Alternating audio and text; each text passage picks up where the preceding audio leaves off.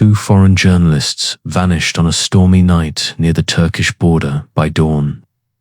Only their press passes remained half buried in the mud. The night was thick with wind and gunfire.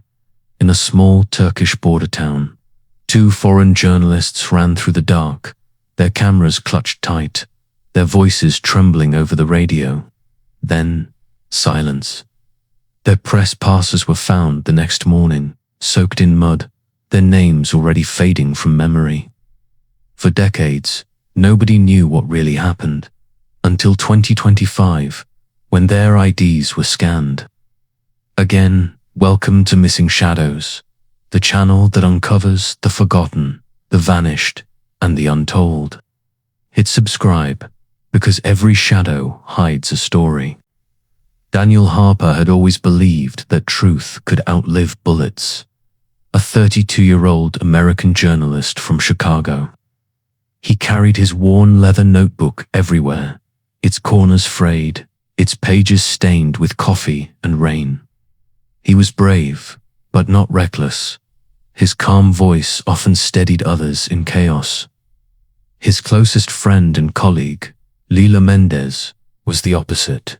Impulsive, fiercely curious, with a camera that never left her side. She believed photographs could speak louder than governments. The two met in Beirut in 1989, covering the aftermath of a ceasefire. Since then, they had worked together like a single heartbeat, Daniel writing what Leila captured. When the story of an armed group rising along the Turkish-Syrian border reached their newsroom, they volunteered without hesitation. "If we don't tell it," Leila had said, "who will?" Their editor hesitated. The region was unstable. Foreign journalists had gone missing before. But Daniel only smiled and slipped his notebook into his jacket pocket. Leila loaded a fresh roll of film, humming a quiet tune she always played before dangerous assignments. As their jeep rolled toward the border town of Akakal, the wind carried the smell of dust and gunpowder. Daniel stared out the window, lost in thought. Leila reached for her camera. Neither of them noticed the black SUV following a mile behind. It was March 17th, 1991. A cold evening when Daniel and Leila arrived in a dusty border town where whispers carried farther than truth. The war across the Syrian line had begun spilling into Turkish soil. Smugglers, refugees, and soldiers all tangled in a storm. No one fully understood. The journalists checked into a small roadside inn called Hotel Ar, known for its flickering lights and strong tea. The innkeeper, Fatma Kaya, remembered them well. They looked tired, she told police later, but hopeful, the kind of people who still believed stories could change things.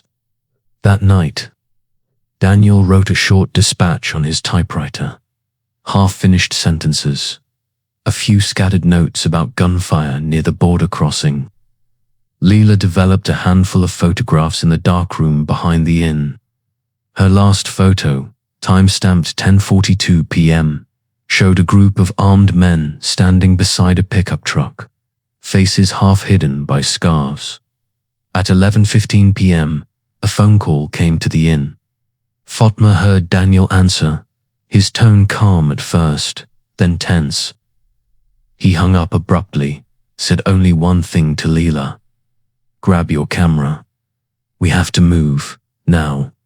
A neighbor, Kemal Orhan, later claimed he saw them leave in their white Land Rover, heading toward the old checkpoint road. "They passed under the streetlight," he said, and then the headlights disappeared into the dust. No one saw them again.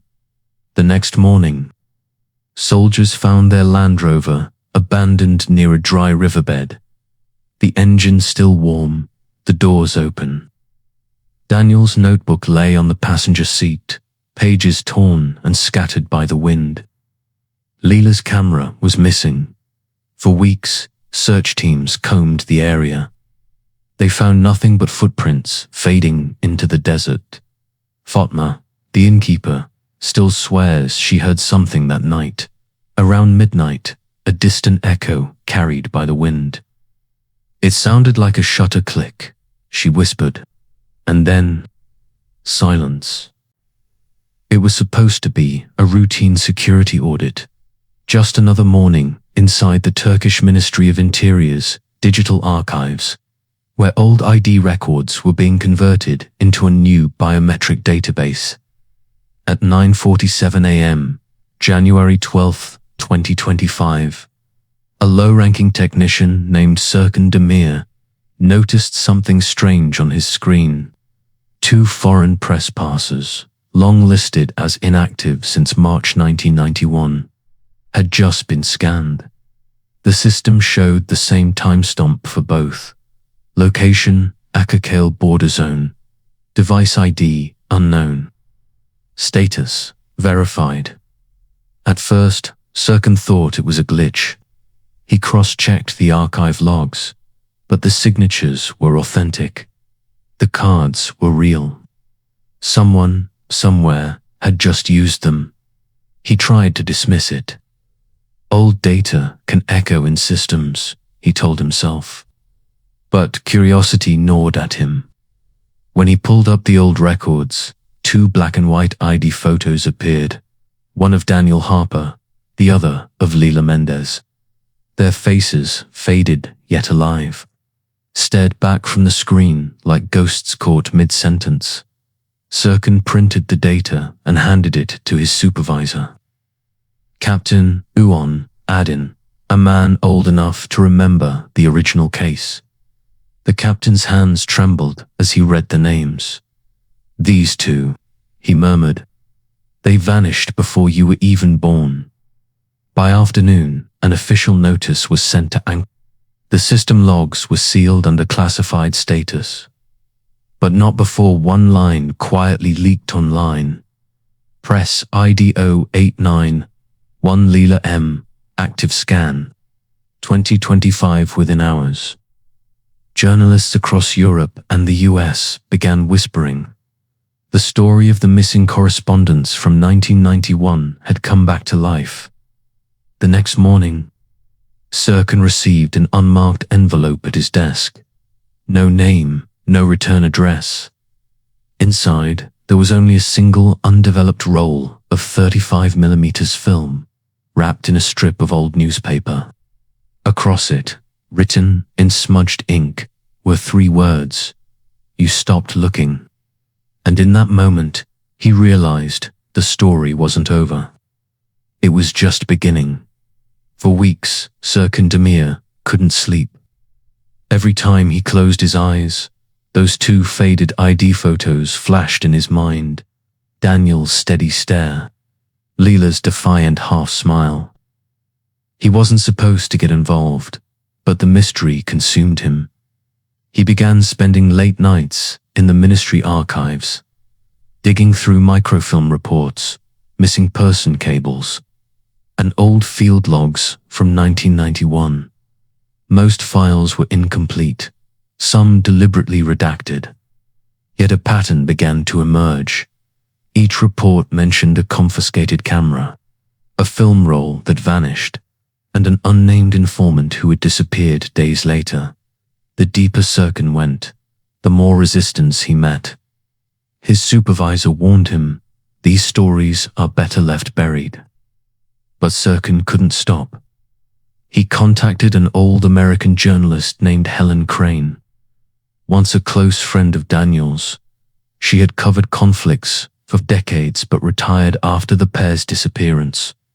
When she heard the IDs had been scanned, her voice trembled through the phone. "Leila always said if something happened to her, we'd find her through her film," Helen whispered. "You found the roll, didn't you?" Together, they decided to develop the old 35mm film that had arrived in Serkan's envelope. But the negatives were degraded. Chemicals had eaten away at the emulsion. Out of 36 frames, only 7 developed. The images were haunting, blurry shapes. Headlights in fog, a woman's silhouette near a checkpoint gate. but one frame stopped them cold. It showed two figures, Daniel and Layla, standing in front of a stone building marked with a faded sign, Karahan Press Center. That building didn't exist on any recent map, but Helen recognized it instantly. "It's in Akakal," she said, or "It used to be." Serkan pulled satellite images from 2024. The site was now part of a restricted industrial zone, owned by a private logistics company. No entry allowed. The more they uncovered, the stranger it became. Locals they contacted spoke in riddles. Some said the journalists had been taken by insurgents. Others whispered they had joined them. One old smuggler told Helen they saw something they weren't supposed to see, and someone made sure they never spoke of it. Each night, Serkan's walls filled with photographs, red strings, and maps until his apartment looked like a crime scene itself. And just when they thought they had reached the end of every lead, a new photograph arrived in Helen's mailbox, postmarked from AKK AKLE. It was dated March 17th, 1991, but printed only 2 weeks ago.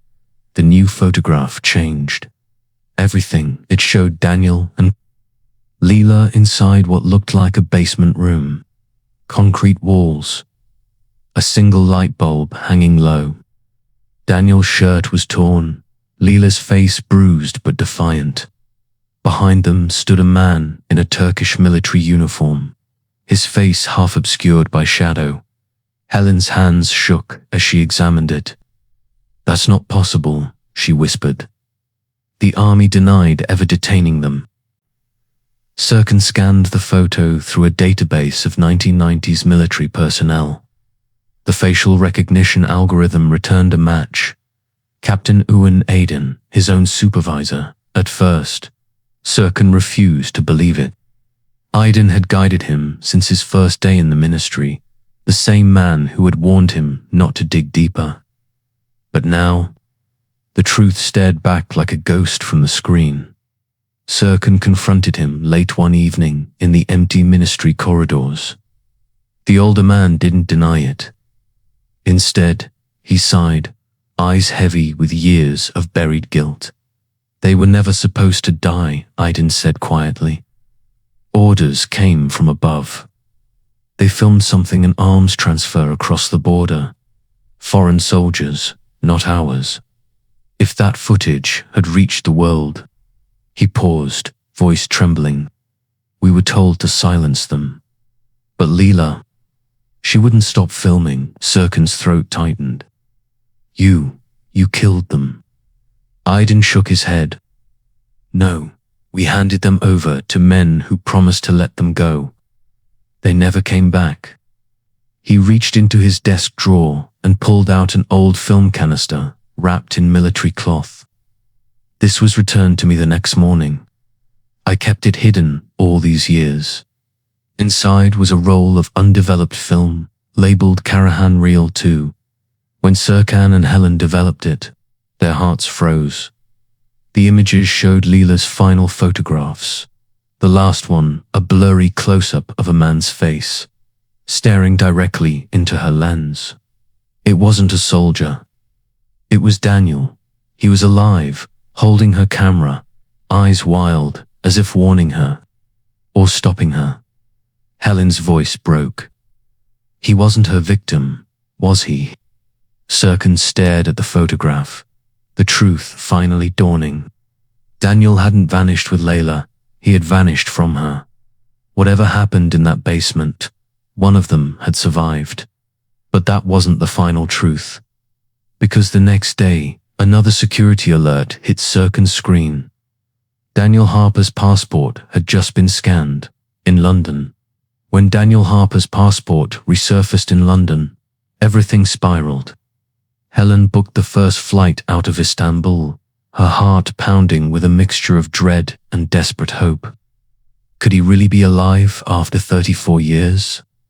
Interpol traced the scan to an abandoned photo studio in East London, condemned, sealed off for years. Surveillance footage showed a figure entering at dawn, tall, grey-haired, moving with a limp.